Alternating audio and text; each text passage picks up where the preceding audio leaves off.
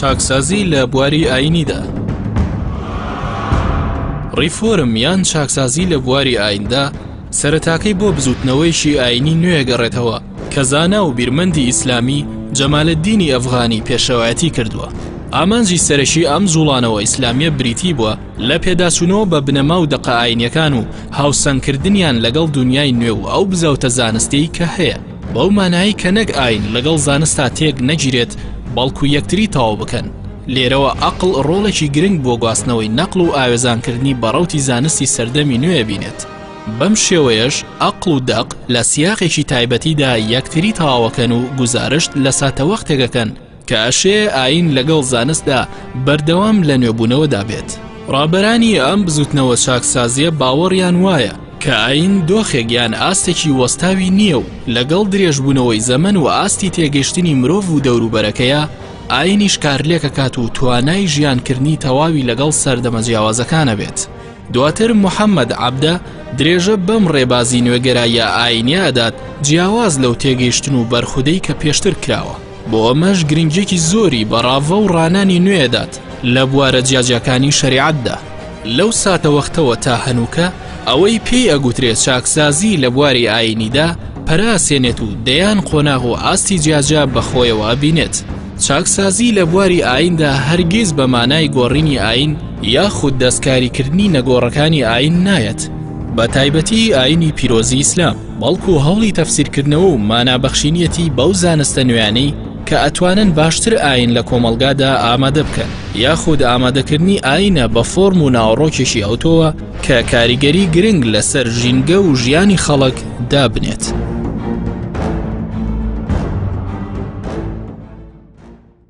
بەناوی خوای بەخشندەی میهرەبان،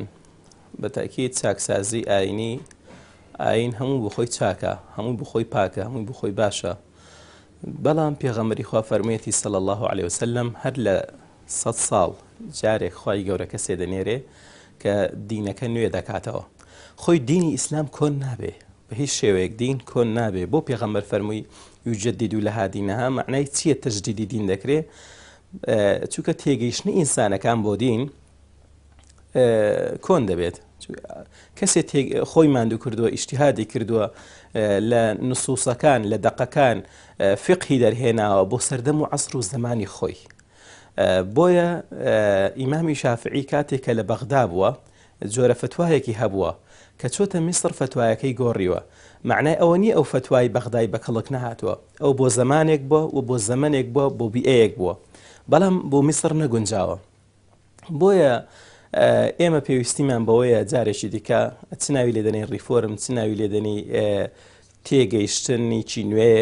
هەڵێنجانێکی نوێ، هەموو ئەوانە بەڕاستی پێویستە بۆ فقهی ئیسلامی بکرێ بە شێوەیەکی گشتی، بەڵام بە سوورەیەکی عام ئەو ڕیفۆرمەی کە خەڵک ئەو مستەڵاحی کە ئێوە بەکاردێنن بۆ دین گونجاو نییە.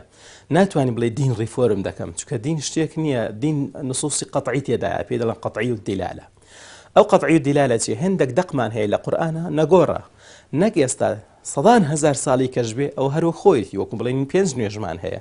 ڕەمەزان بە ڕۆژوو دەبین، حەجکردنی ماڵی خوایە، یعنی زەکاتدانە، کۆمەڵێک لەوانە ئەوانە شتی نەگۆڕن لە ئیسلامدا. بەڵام لە فقهی ئیسلامدا لە بواری معاملاتدا الأصل في الأشياء الإباحة،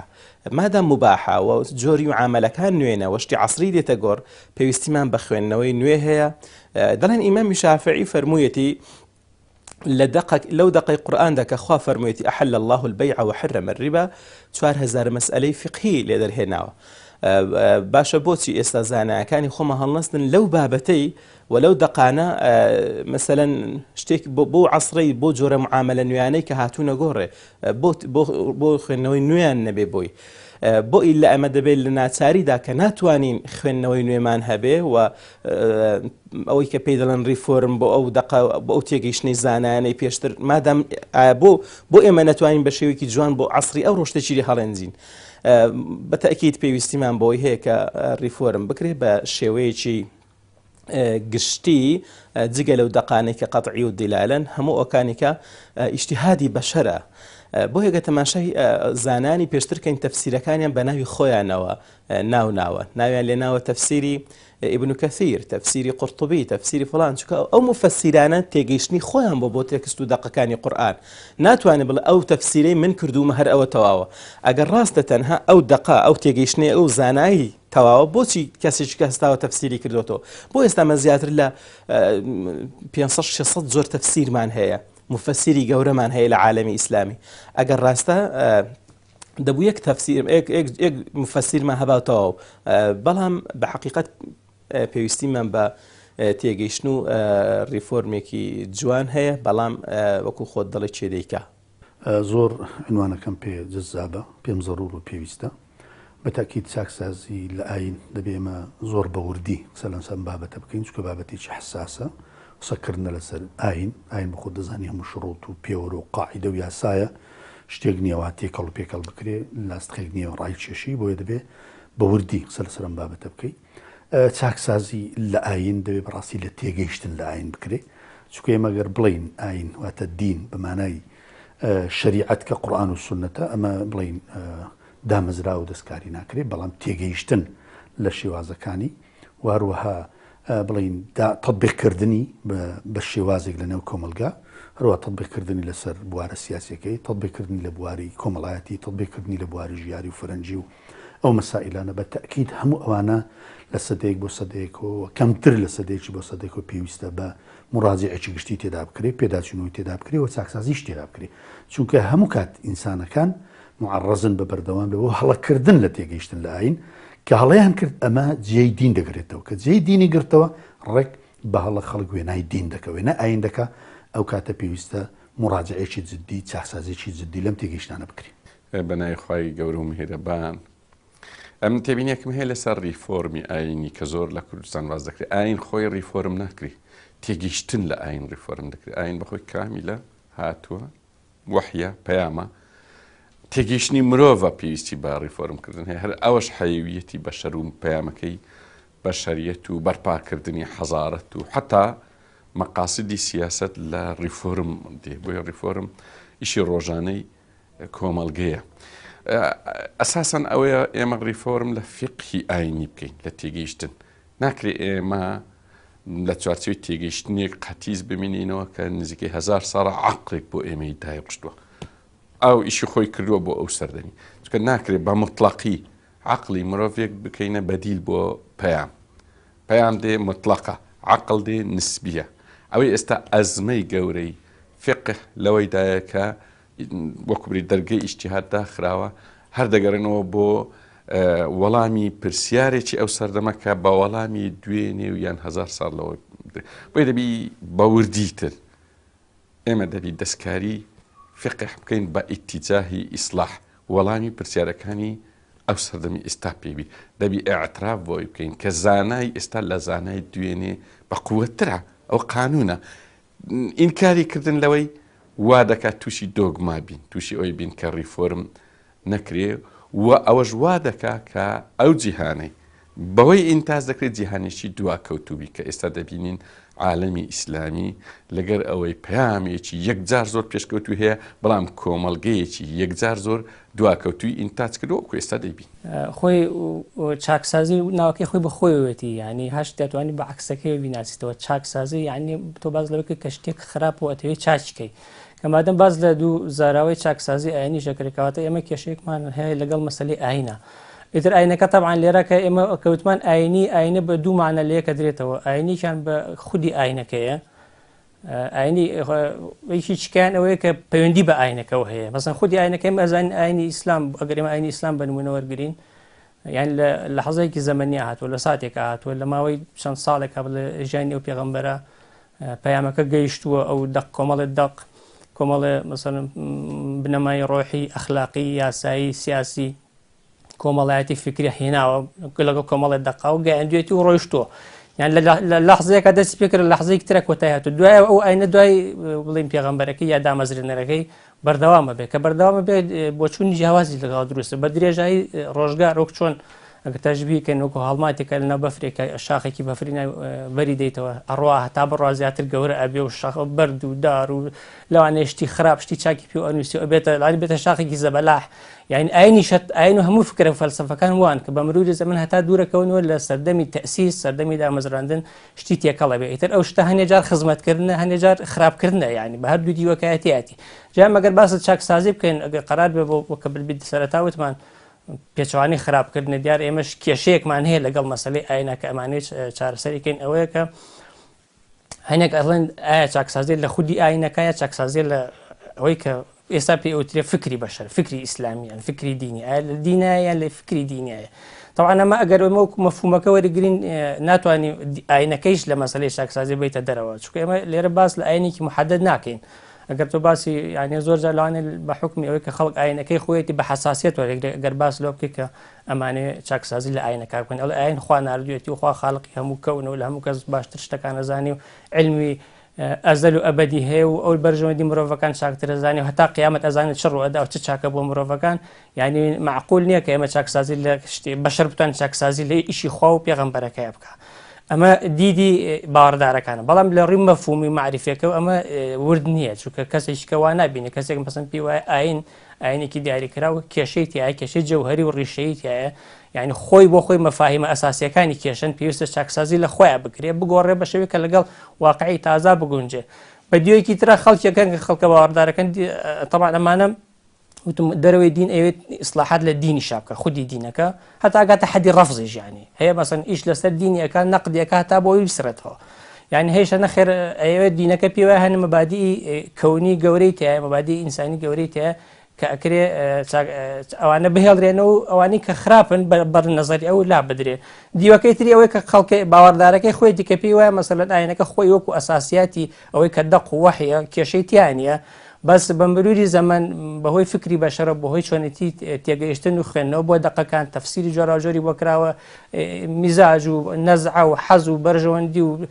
کێشەکانی مرۆڤی تێکەڵ بووە زۆر شتی خراپ هاتوۆتە ناو کە بەنای ئاینەوە پێشکەشەکرێ کە ئاینەکەی شێوەی ئاینەکەی شێواند وای کردو ئاین لە باتی دەوری باشە بینێ دەوری خراپە بینێ ئەمان پیان وایە ئەم چاکسازیە لەم دیوای ئەکرێت کە پێویستە پێداچوونەوە بەوەی بکەین کە پێوترە فکری باش فکری لە ئیسلام پێوترێ فکری ئیسلامی و کە ئینتاجی فکری بەشەر لە دوای مردنی پێغەمبەری ئیسلام صلی الله علیه و سلم هەتا ئەگاتە ڕۆژی قیامەت لە ڕاستیا گەر ئێمە ئایندا بەشکەین بۆ سێ ئاستی سەرەکی ئاین وەکو دەقەکان ئاین وەکو تەفسیر ئاین وەکو کەلتور ئەوە چاکسازی ئاینی لە هەر قۆنە لە هەر جۆرێکیانە شێوەیەکی تایبەتی خۆی هەیە بۆ نمونە چاکسازی ئاینی لە دەقەکاندا بریتە لەوەی دەقەکان پاکینەوە لەو هەموو شتانی کە نادەقن و چوونەتە ناو دەقەکەوە واتە گەر ئیزافەیەک زیادەیەک بۆ دەقەکان هەبوو بێ خەڵکێک خۆی کردوێتە مەستەری دەقەکان ئێمە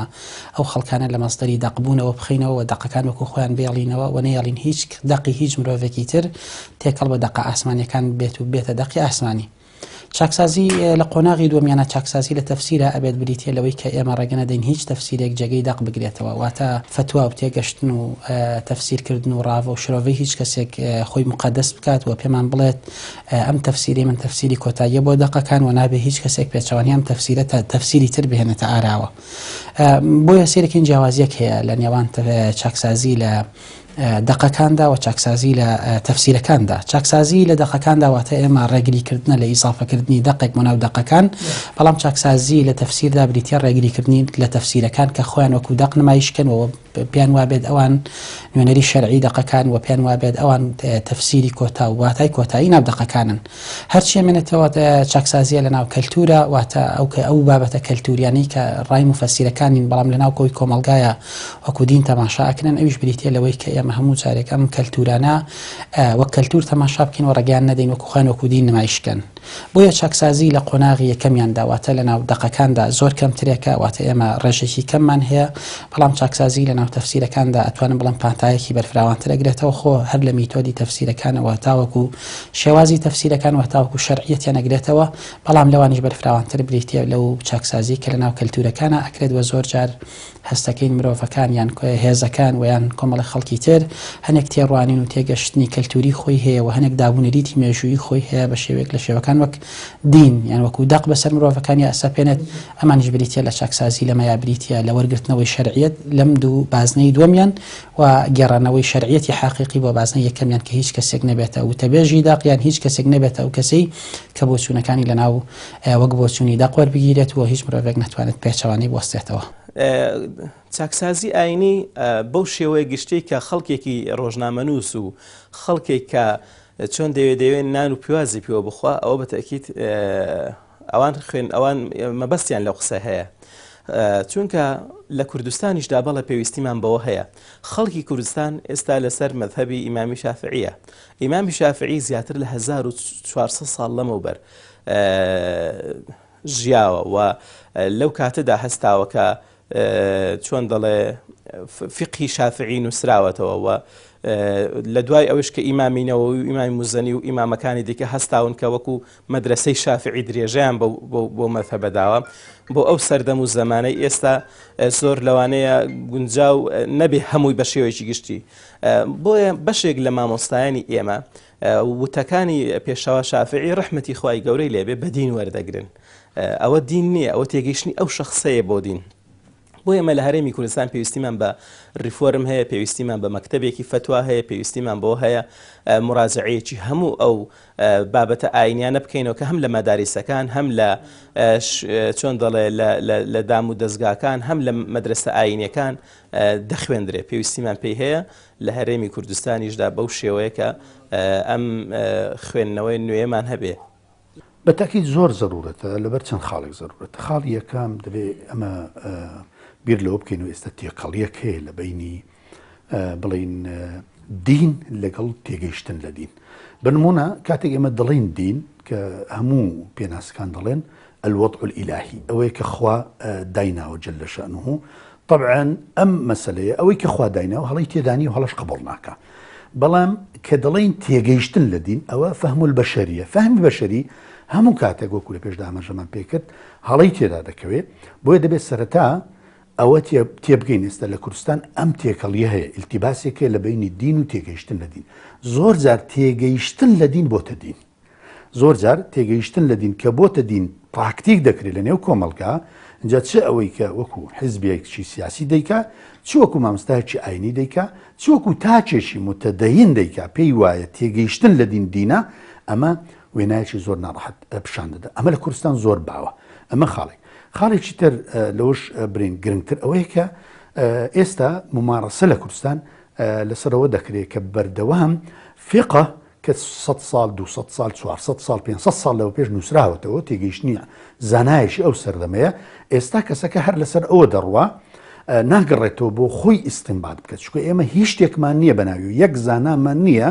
لە سەردەمی خۆی کاتێک فتوای نووسی بێتەوە بڵێ ئەوە بۆ 100 ساڵ دوای خۆمە. هەمووی بۆ عەسری خۆی بووە، بۆ زەمەنی خۆی بووە، بۆ ئاستی تێگەیشتنی کۆمەڵی خۆی بووە بە پێی ئەم تێگەیشتن و ئەم بیئەی کە بۆ خۆی تێیدا ژیاوە لە قورئان و سوننە هەڵهێنجاندەوە. کە ئەو هەڵهێنجاندەوە کردوویەتی بە بڵین نووسراوێکی فقی. ئەمڕۆ کە دێی لێرە تەطبیقی دەکەی لەسەر واقعێکی جیا، لەسەر مجتەمەعێکی جیا، لەسەر تەکنۆلۆژیایکی سەردەمی جیا، لەسەر دنیایکی عەولەمەی نوێ، ئەمە بێگومان هەڵی تێدا دەکەی. ئەمە لە کوردستان دیسان خاڵی دووەم بۆیە بە تاکید ئەمە بڵین دەبێ چاکسازی بکرێت. ضرورەتێکی تر لەوەی کە جەناب ئاماژەت پێکرد لە کوردستان هەیە ضرورە یان نا، ئەویش ئەوەیە بەڕاستی دین وەکو تێگەیشتنی فقی ئینسانی دەناسرێت. ئێوە هەڵەیەکی زۆر گەورێتەوە تەسەوڕکەی کە ئەم دینە عەظیمە ئیخوای پەروەردگارە نەک زادەی بەرهەمەی فقێک. فەقیه خزمەتێکی زۆریان کردووە بۆ سەردەمی خۆیان، بۆ زەمەنی خۆیان، نابێت لە شەئنیان کەم بکرێتەوە. بەڵام دەبێت ئێستا کەسەکان بێن بەپێی ئەم زەمەنە، چونکە قورئان و سوننە کە دەڵێن بۆ هەموو زەمەنەکانە ئەوەیە مەیزاتی لەگەڵ یاسە دەستکردەکان، لەگەڵ برین نووسراوە سەردەمیەکان. هەموو یاسای دنیایی باز لە مافی مرۆڤ، باز لە عەدالەت، باز لە یەکسانی دەکات، بەڵام گۆڕانکاریان بەسەدادێ. ئەوەی کە قورئان بۆ هەموو سەردەمێک و هەموو زەمانێکە بەوە ماوەتەوە کە کەسەکان دێن لە سەردەمی خۆیان بەپێی ئەم تێگەیشتنەی خۆیان، بەپێی ژیار و عەسر و سەردەم و تەتەوراتی علمی و زانستی و کاریگەری بێئە دێن استنباطی ئەحکام دەکەن بۆ حاڵەتی خۆیان. بۆیە ئەم سێ خاڵە بۆتە ضرورەت کە لە کوردستان دەبێ بەڵێ بێگومان چاکسازی بکرێ و مڕاجعەیەکی جدی بکرێتەوە. لە کوردستان بە دوو ئیتیجاه پێویستە. ئیتیجاهێکیان ئەوەی لە مادەی یەکەم باسم کرد. ئیتیجاهی دووەم ئەوەیە کە لە کوردستان دەردێکی تریش هەیە. زۆر جار باسی ئەوەی دەکردن دەبی کورد بەخۆشی دینێکێبی. معەمەر قەزافی لە کتاب الأقصى دەڵێ هەموو قەومێک دەبی دینێکێبی. غەڵەتە. دین بۆ گشتیە بەڵام فقه بۆ تایبەتیە. یعنی ئێمە نامانەوێت دینێکی کوردستانیمان بەڵام دەمانەیە فقهێکی کوردستانیمان هەبی بەو معنایەی فقهێک استیجابەی متطلباتی خەڵکی کوردستانی هەبی کە تایبەتترە لە خەڵکی سعودیە لە خەڵکی مسر. یعنی ئەگەر هاتو ئێمە بە فتوا و عەقلی عەرەبی چوینە ناو ئاین ئێمە تووشی دەردێکی کوشندە کە پێی دەگوترێت تەقەزم سەقافی دوا دەکەوین. ناتوانین ئێمە هەنگاوەکان بنین بە تایبەتی ئەوەی پێی دەگوترێت پرسی مافی چارە نووس یانەوەی پێی دەگوترێت پرسی ڕزگاری نیشتمانی. کاتە ئێمە ئەگەر خەڵکیتر لێک ڕوو پێویستی بە چاکسازی هەبی ئێمە لە دوو ڕوو لە ڕوویەکیان فقهی گشتیە کە پێویستمان بۆی هەیە ئێمەش بگەینە حەزارات و شارستانی بەرپا بکەین و ئاعتیماد لەسەر ئەسباب بکەین.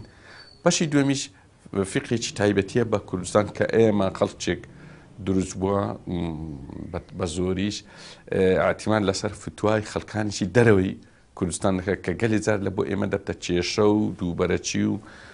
ناکۆچی. ئێمە زانای گەورە گەورەمان هەیە ئێمە دەتوانین فتوا لەو زانایانە وەرگرین و یان اتحادێکی فتوا دروستکەین و هەر ئەوانەش وا بکەین ببتە ئەساس بۆ چاکسازی فقهی. طبعا کوردستان بەشێکە لە ئەوەی کە پێوتری عالمی ئیسلامی ئەتوانین بڵێن بە حکمی ئەو ظروفە تاریخیش کە تیاژیاوە ئەتوانین بەشێکی دواکەوتوی ئەو جیهانێشە یعنی ئەگەر هەندێک جار ئەوترێ پەراوێزی یعنی ئەگەر عالمی ئیسلامی خۆی پەراوێز بێ ئێمە پەراوێزەکەین لەبەر ئەو کێشانەی ئەو کێشە گشتیانەی کە هەن یعنی لە فکری ئیسلامی فکری دینی کە کێشەن یعنی بە تەبیعەتی حاڵ لە کوردستانیش هەن یعنی زۆر کێشەی کە جەوهەری هەن مەسەڵەن کە وەکو مەسەلە کە ئێستا کێشە هەیە لەسەر مەسەلەی تونند و تیژی لەمەسەر مەسەلەی فرەلایەنی مەسەلەی فرەی یعنی ئەوکە بێترە پلۆرالیزم یعنی فرەی ئاینی و فرەی سیاسیش پێکەوە ژیانی ئاینەکان ڕێگەدان مەسەلەن بە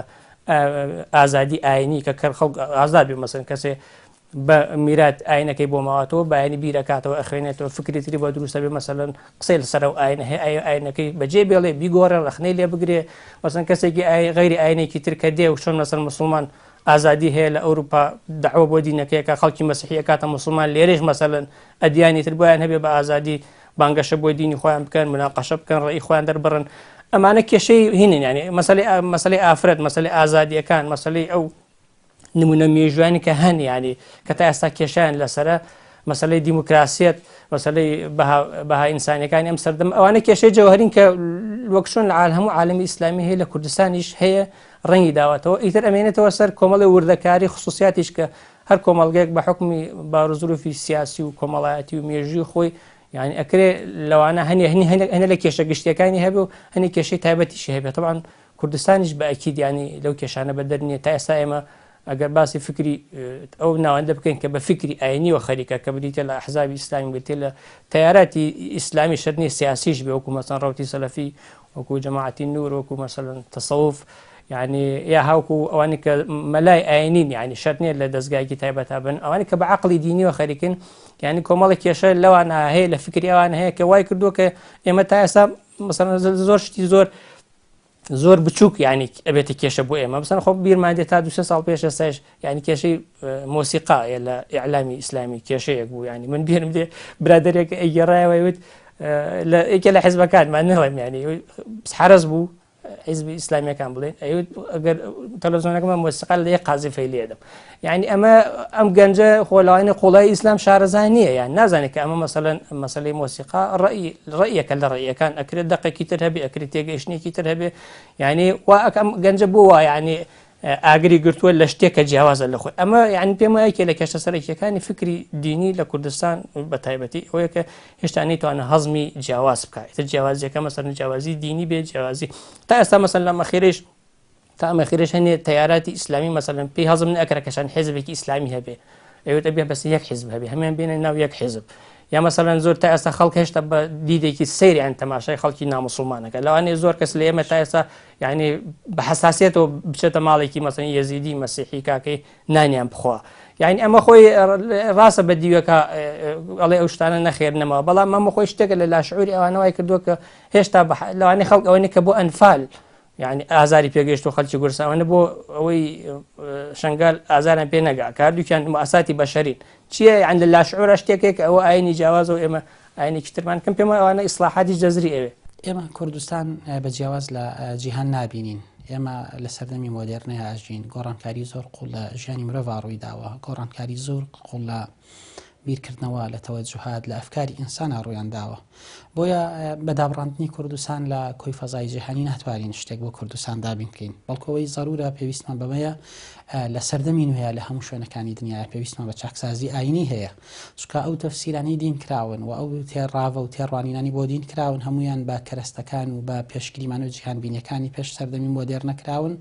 و ناتوان لەم سەردەمەیە ئەو ئەدایی کە لە دین چاوەڕوانەکرێت بیگێڕێت دین بێوەزیفە نیە هاتبێتە سەر سەیوبارێک بێ بەسەر ئینسانیەکانەوە دین هاتووە کێشەی مرۆڤەکان چارەسەر بکات لە قۆناغێکدا دەکرێت کێشەکان جیاواز بن لە کێشەکانی ئەم سەردەما ئەو تەفسیرانە کێشەی ئەو قۆناغانیان چارەسەر کردووە بەڵام بۆ ئەوەی ئێمە بتوانین لەم سەردەمەشە چارەسەری کێشەکانی ئەم سەردەمانیان پێ بکەین پێویستمان بەمەیە وەڵامی پرسیارەکانی ئەم سەردەمە بدەینەوە کە وەڵامی پرسیارەکانی ئەم سەردەمان لە ڕوانگە و بە باگراوندی دینیەوە یا بە باگراوندی ئیسلامیە وەڵامدارەوە لێرەوە چاکسازی ئاینی دەست پێ دەکات بۆیە لە کوردستاندا و لە هەموو شوێنێکی دنیاە بۆ ئەوەی دین بتوانێت سازگار بێتەوە لەگەڵ ڕۆحی مرۆڤەوە بۆ ئەوەی بتوانێت کێشەکانی مرۆڤ چارەسەر بکات کە دیارترین کێشیان لەم سەردەمەیە بریتە لە کاڵبوونەوەی معنەوی بوونی ئینسانەکان و بریتە لە لاوازی ئەخلاقی کە ڕووی کردوتە ئینسانەکان و دین بتوانێت ئەم دوو تەحەدا گەورەیە لە بەردەم ئینسانە چارەسەر بکات و ڕۆح بگێڕێتەوە بۆ مرۆڤ هەم ڕۆحی معنەویانە هەم ڕۆحی ئەخلاقیانە پێویستمان بەمەیە چاکسازی دینی بێنینە ئاراوە هەتاوەکو مرۆڤەکان بۆ چارەسەرکردنی قەیرانەکانیان بە تایبەتی قەیرانە معنەویەکان و قەیرانە ئەخلاقیەکانیان ڕووبکەنە دین و دین وەک فەریاد ڕستێک تەماشا بکەن ئەگەر نا بەگەڕانەوە بۆ بابەتە تەفسیریەکان زۆر جار دین لە باتی ئەوەی بێتە چارەسەر هەستەکەین هەنێک تەفسیر ئەبێ بێتە کێشە بۆ ئینسانەکان و ئاڵۆزی و ناڕەحەتی بۆ ئینسانەکان دەهێنێتە ئاراوە بەتەکیید هەرکەس ئەهلی اختصاصی خۆی پێویستە یعنی ئێستا زۆر کەس هەیە لە بواری ئایندا هیچ شارەزایەکی نییە دێ قسە لەسەر ئاین دەکات دەڵێ ئاین دەبێ ڕیفۆرم بکرێ ئاین ئەوان نابێ ئاین دێ بۆ شێوەیە بێ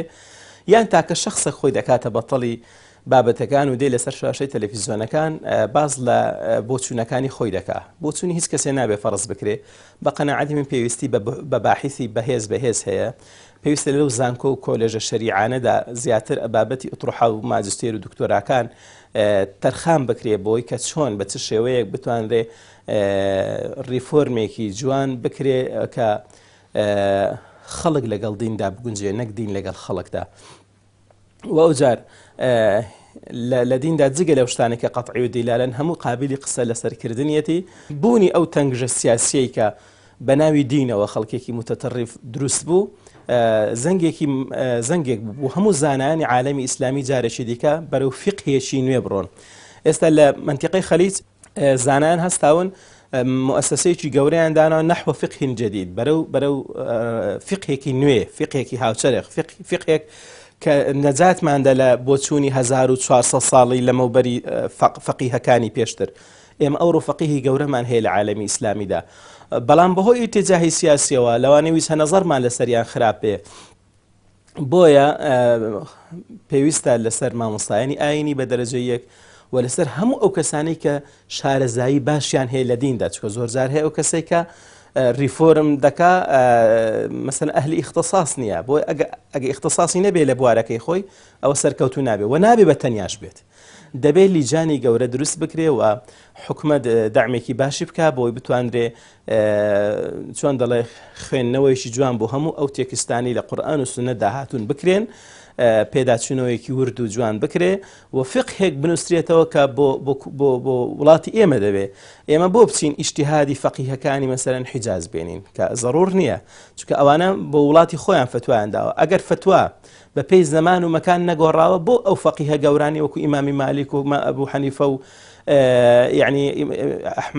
پێشەوە ئیمامی ئەحمەدی کوڕی حەمبەل و ئیمامی شافعی ئەوانە بۆ لە فتواکانیان کۆنیان هەیە نوێیان هەیە بۆ ڕێی جیاوازیان هەیە بۆ دەڵێ لە قەولێکی داوا دەڵێ لە قەولی دووەمیدا بۆ شێوەی قسەی دەکات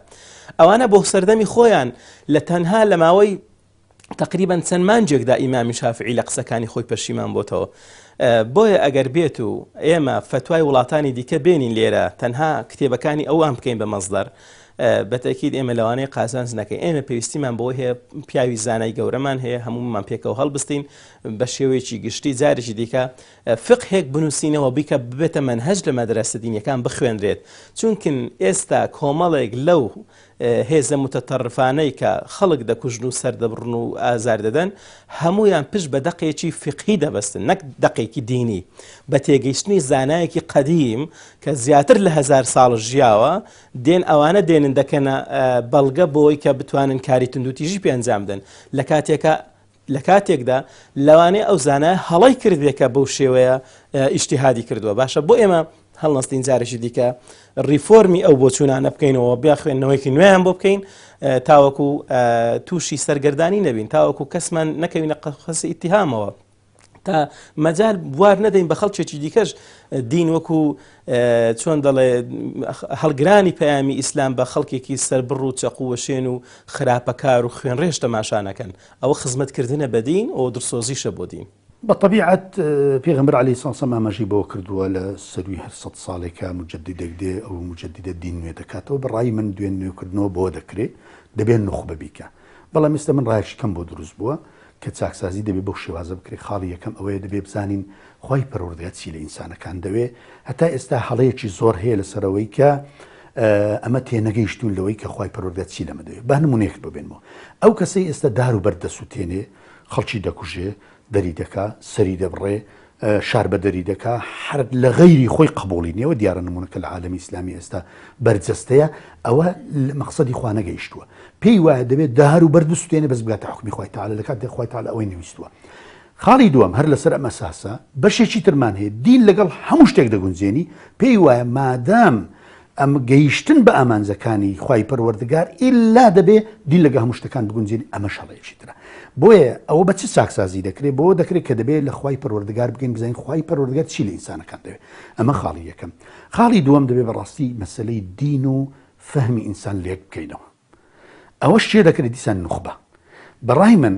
پێشی ئەوەی لەسەر کۆمەلگا چاکسازی بکرێت دەبێت لەسەر نوخبەکان نوخبە دوو نوخبەی ئەساسی هەیە چاکسازی پێدا دەکرێت بە تایبەتی کە پرسیارەکەی جەنابەت لەسەر قەزەی دینە دوو کەس ئێستا ممارەسەی دین دەکە یەکێکیان جیهەتە سیاسەکەی کە ئەحزابی سیاسی ئیسلامین یەکێکیان بەشەکەی ترە کە جیهە داوەتیەکەی کە داعویەکەی ئەوش مامۆستایانی ئاینین ئەم دوو سنفە هەردوو لامان پێویستمان بە چاکسازیە ئەو سیاسیەکە دەبێت ئاگاداری ئەوە بێ کاتێک سیاسەتی ئیسلامی پەیڕەو دەکات دەبێت بەڕاستی ئاگاداری تەتەوڕات و هەموو قۆناغەکانی سیاسی شەرعی هەبێ بە وردیەوە بچێتە ناو بابەتەوە و مراجعە لەویدا بکرێت چونکە ئەو ئەگەر سیاسەتێکی ئیسلامی منەظەم و مرتب و هاوسەنگ و بڵین ڕێک ممارەسە بکە ڕێک ڕنگدانەوەی لەسەر کۆمەلگایەوە وێنایکی ئیسلامی جوان دەکات بەڵام کە ئەو شکست دەخوا ئەو بە تەکید وێنایەکەی بۆ سەر ئیسلام دێت ئەم بەشی دووەم کە پێی دەڵێن بڵین چاکسازی لە سنفی دووەم یان بەشی دووەم کە باڵت داعویەکە ئەو ئیدارەی دەکات لەسەر مینبەر و لە شوێنەکانی تر محاضرە ئەوەی بەڕاستی گرفتێکی گەورەیە کە ئەو لە دنیای فقه دەژێ فقەکەش لە وڵاتێکی تر وتارێکی هێناوە فتوایەکی هێناوە ئەوەی هێناوە بەسەر وڵاتەکەی خۆیدا چەسپاندوویەتی بۆیە دەبینە جۆرێک لە تێکگیران دروست دەبێت ئەم بەشی دووەم بۆیە من دەڵێم چاکسازی بەشێ دەکرێت هەم بە نوخبە دەکرێتەوە دەبێت لەسەر نوخبەش بکرێت ئەگەر نوخبە چاکسازی تێداکرا و چاکساز بوو بێگومان ئەمە دەگوازرێتەوە زۆر بە ئاسانی بە دواکەوتەکانی بەنمونەگە مامۆستایەکی ئاینی وتارێکی تەندروست لەسەر مزگەوت بدا لەسەر مینبەر بدا ئەو مجتەمەعی کە لەوێ دانیشتووە جێی لێ ڕادەگرێت ڕاستە خۆ تەندروست دەرەچێت سیاسێکی ئیسلامی کە سیاسەتێکی ئیسلامی منەظەم پەیڕەو دەکا ئەوانەی کە بە دواکەوتەی ئەون بە جوانی بە مرتەبی بۆیە دەبێت ئەم سێ خاڵە مڕاعات بکرێت بۆ چاکسازیکردن و ئەوانش چاکسازی لە ئاین بکەم خۆی ئەوە دەرسێکی زۆر تایبەتە ڕاستی قسمەکەیە بەرژەواندیان کەوتوتە سەر فقهێکی کلاسیکی کە نان و هەنجوینێکی تێدایە بۆیان حەزەکەنەوە هەر بمینێ زۆر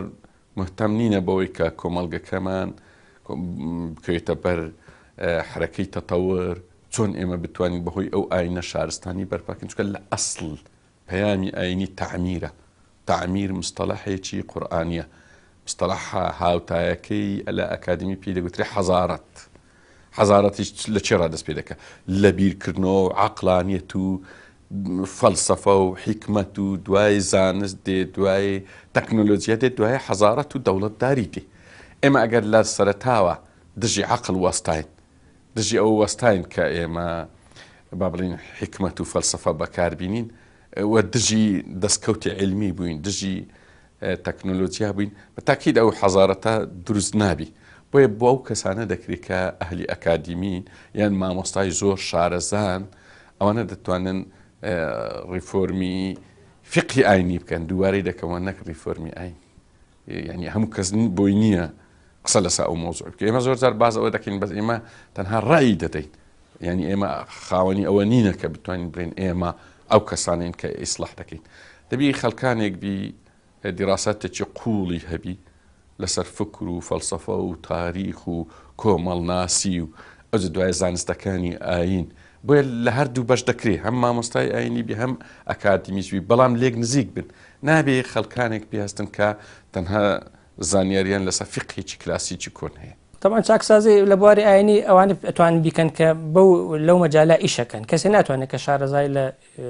ئاینەکە نەبێ بتوانێت چاکسازی تیا بکە. یعنی پێش هەموو ئەوانە کە وتم کێن، یعنی بە دەرەجێکم ئەوانەی کە بە فکری دینی و خەریکە نۆک و لە سەرەتایش وتم ئەوانەی کە خەلفێتی دینیان هەیە، ئیتر کابرا مەسەڵ لە شەرت نییە لە ئەحزابی ئیسلامی بێ، سیاسی بێ یان ناسیاسی بێ، ئەوانەی کە پێیانتر زانایانی ئاینی هەتا ئەکری ئەوەیش کە شەر نیە ئیلا کابرا متەدەینیش بێ. یعنی ئەو مۆزوعەکە زۆر جار ئەوتر کابرا مادام ئیسلامی یا موسڵمان نییە بۆی نییە قسە لەسەر ئیسلام کە نەخێوان نییە. یعنی لە ئەدیانی تریشێ کابرا هەیە لە دینەکەی خۆی نییە. ئەحمەد دیدار لەوانەیە لە زۆر لە قەشە گەورەکانی مەسیحێت لە مەسیحێت شارەزاتر بێ. یعنی ناکرێ کابرا بڵێ وڵات تۆ نابێ قسە لەسەر مەسیحێت بکەی لە بەرەوەی موسڵمانیت، هین مەسیحینیت. یعنی کابراایکی مەسەڵەن جۆرج تەڕابیشی کە ڕۆشنبیرێکی عەرەبە زۆر شارەزایە لە ئیسلام و مێژووی ئیسلامی کە مەسیحیشە. یعنی کابرا نابێت تۆ ڕێ ئەوی لێ بڕیتەوە بڕێ نابێ قسە لەسەر. اینجا خەڵکێکیشە مەسەلەن لەگەڵ فکری دینی کێشیان هەیە. یعنی ئەو خەڵکی عەقڵی دینی بێ، ینی تەفەهمی وەزعەکەیان بکە. کابرا من و تۆ بە میراد ئاینمان بۆ ماوەتەوە، کەس لە ئێمە نەچووە یعنی بە دوای ئاینا بگەڕێ و دوای دەیان ساڵ یڵا بگاتە سەر ئەوە ئیسلام وەڵگری یا مەزهەبی سونە وەڵگری، هەمووی بە تەقلید بووی ماوەتەوە و تەربیەت دوای لێ کردووە لەسەر ئەو ڕێگە بێ. خەڵکیەکەن ئەو بۆ دۆخان نەچوون، یعنی فکری تریان بۆ دروست بێت، هەر فکرەکەی قسەیان لەسەر ئاینەکەی. ئەمانەیش یعنی بە دوور لە مەسائلی سوکایەتی و تەعن و تەشهیر و ئەوانە کە ئینسان نابێت بە مرۆڤیشی بکات چ جای بە ئاین. یعنی ئەوانە